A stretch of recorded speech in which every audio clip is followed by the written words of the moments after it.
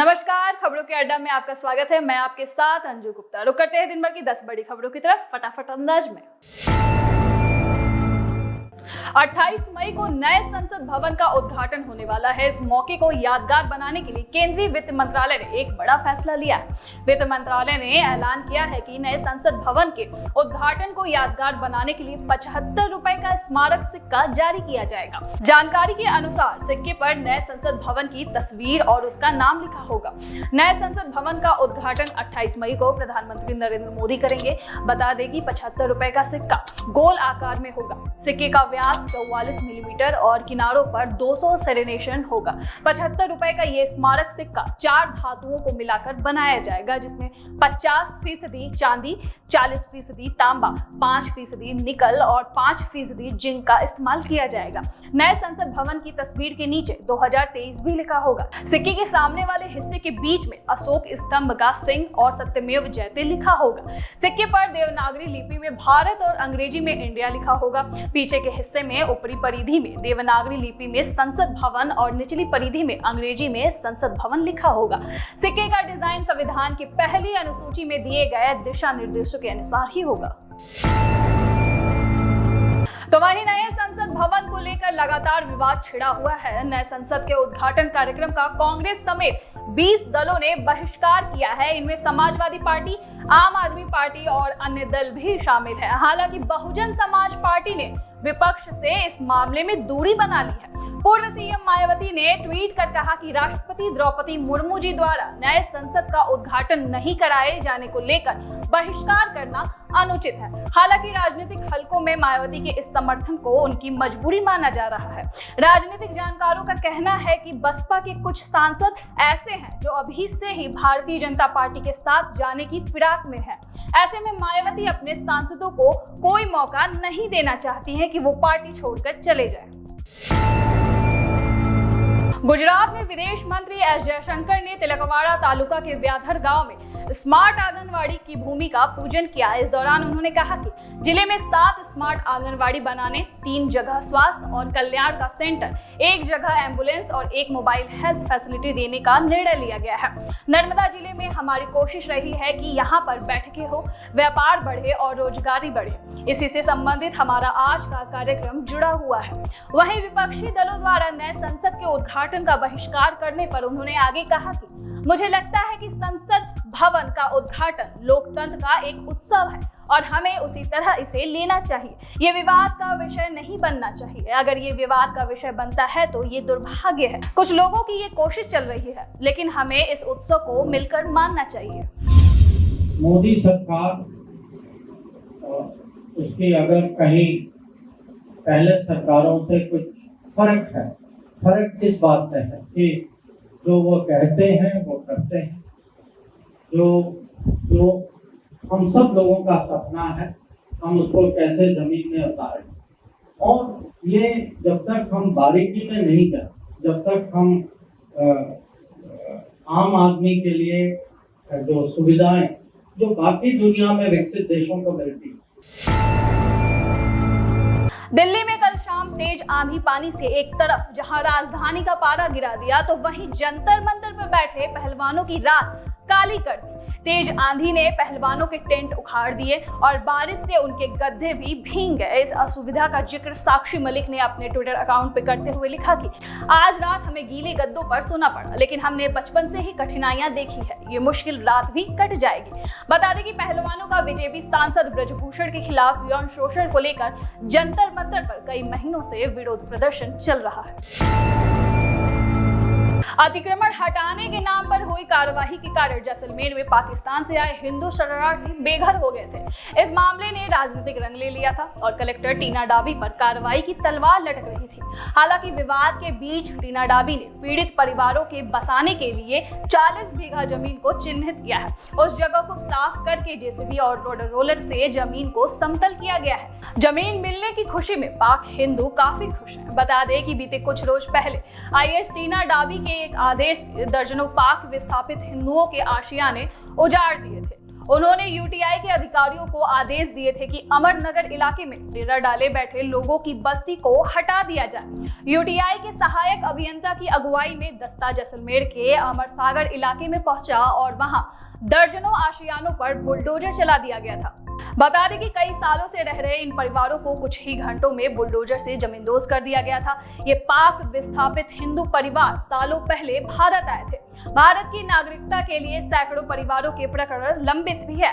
इसी बीच इस परिवार को उजाड़ दिया गया था, जिसके बाद अब राजनीतिक पारा चढ़ने पर टीना डाबी ने ये कदम उठाया है कि जो पाकिस्तान से डिस्प्लेस्ड आ रहे हैं हमारे यहाँ लोग और जिनको बहुत परेशानियों का और कठिनाइयों का सामना करना पड़ता है, तो उनके लिए ये एक परमानेंट सोल्यूशन है, क्योंकि अब यहाँ पे वो आराम से बस सकते हैं टेम्प्रेरी फॉर्म में या परमानेंट फॉर्म में। कोई उन्हें डिस्टर्ब नहीं करेगा, कोई हटाएगा नहीं। और जैसे कि अन्यथा पहले वो जहाँ से हमने उन्हें हटाया था, जहाँ बैठ गए थे, जहाँ पे अन्य अलग दिक्कतें थीं, लोकल्स का ऑपोजिशन था, कैचमेंट एरिया था, किसी और संस्था को वो खसरा अलॉटेड था, तो यहाँ पे ऐसी कोई प्रॉब्लम या कोई इशू नहीं आएगा।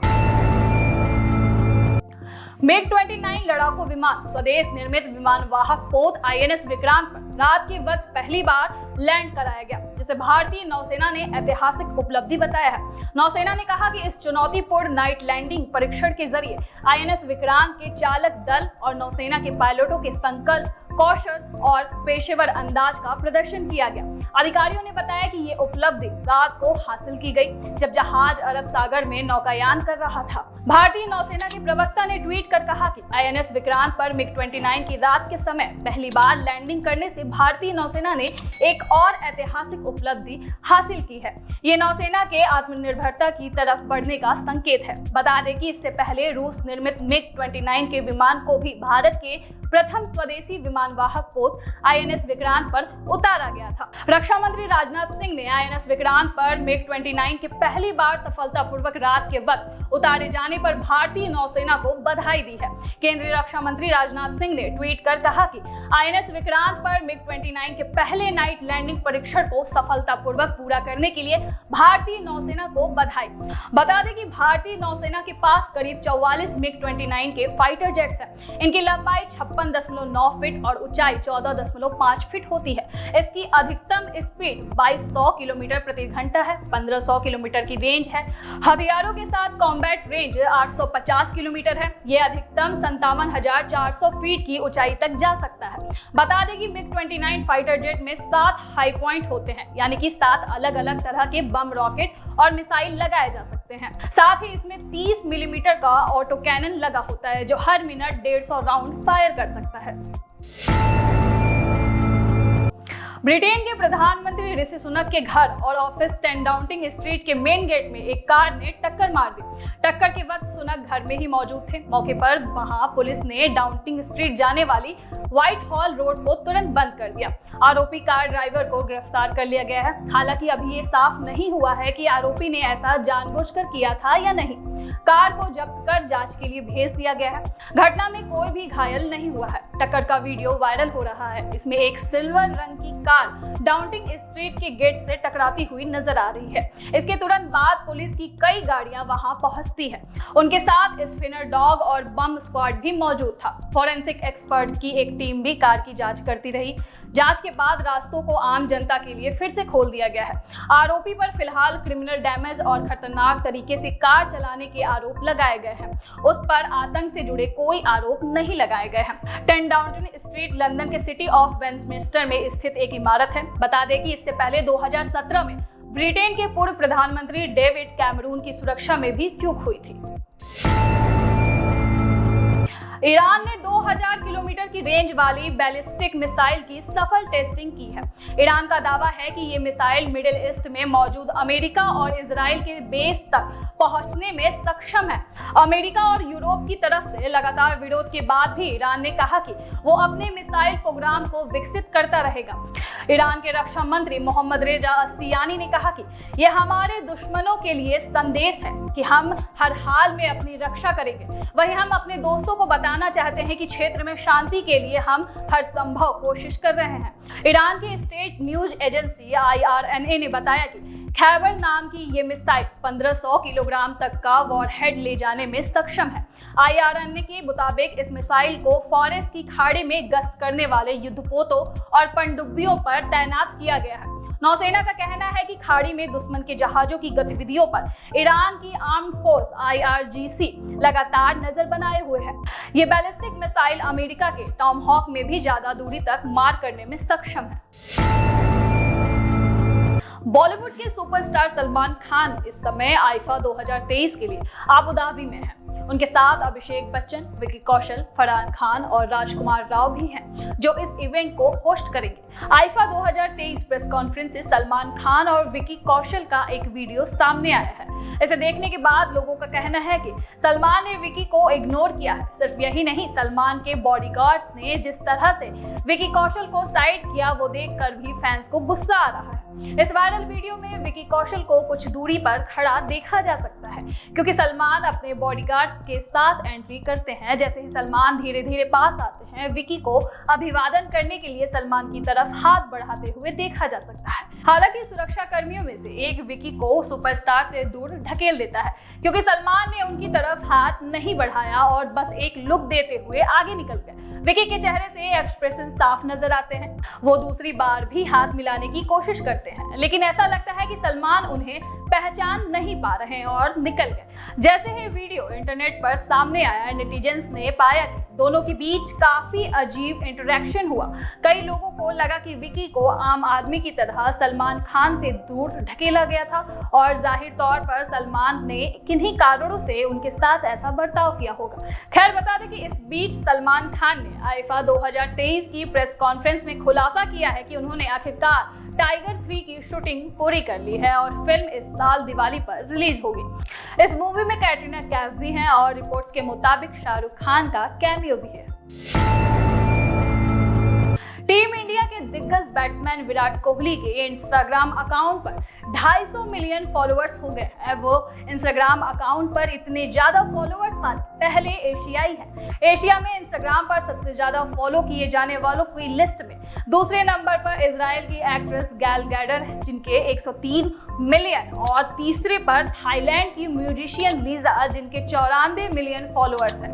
कोहली इंस्टाग्राम पर 25 करोड़ फॉलोअर्स का आंकड़ा छूने वाले तीसरे खिलाड़ी हैं। पहले नंबर पर पुर्तगाल के football Cristiano Ronaldo 585 million followers और दूसरे नंबर पर अर्जेंटीना के लियोनेल मेसी जिनके 461 मिलियन फॉलोअर्स हैं। इससे पहले कोहली इंस्टाग्राम पर 100 मिलियन फॉलोअर्स पूरा करने वाले पहले भारतीय भी थे।